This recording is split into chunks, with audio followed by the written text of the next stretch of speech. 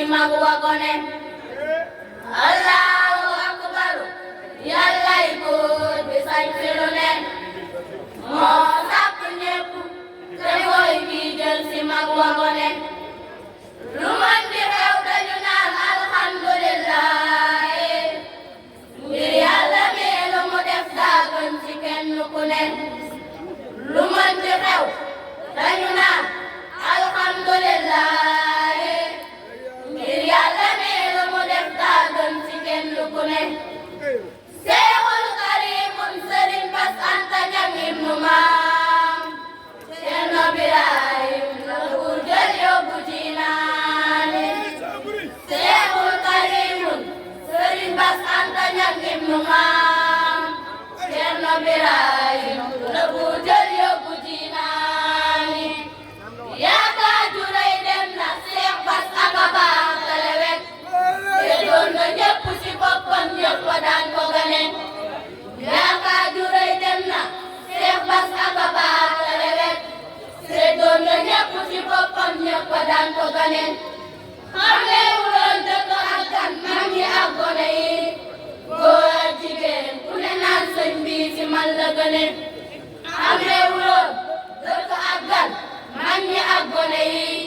góor ak jigéen ku ne naan sëñ bi ci man la gëne mënoon na di sa woyof tooy ku ñëw mu dalal teral la benn la may lay yëg bégal na ku ne mënoon na di sa woyof tooy ku ñëw mu dalal teral la benn la may lay yëg bégal na ku ne waa Daaru Muxti ku ne ngay jooy ta naan ñàkk naa sama sëriñ ba fi daan jël yàlla mi di wane waa Daaru Muxti ku ne ngay jooy ta naan ñàkk naa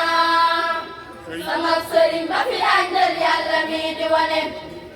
jàngal na ay foore taaju téere yooyu bu ko yor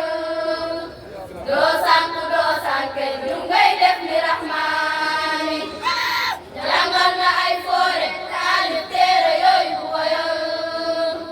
doo sànku doo sànke ñu ngay def ni rahmaani ku fonk lislaam la woon te bëgg xam-xam itam ku jeex la woon ci Sëriñ Tuuba ku neex a wane ku fonk lislaam la woon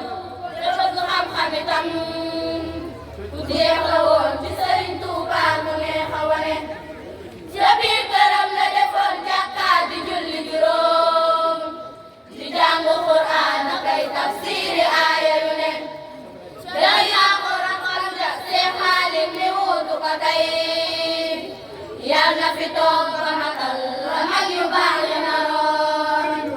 yal naa ko Seex Mustafa doomam bu baax tale wet ak Xaadim ak Mahmadan ak seeni rakk yu ne yal naa ko Seex Mustafa doomam bu baax tale wet ak Xaadim ak Mahmadan ak seeni rakk yu ne yal nañ ko suñu yaakaar di Sëriñ Basiiru Mbàkke Subayro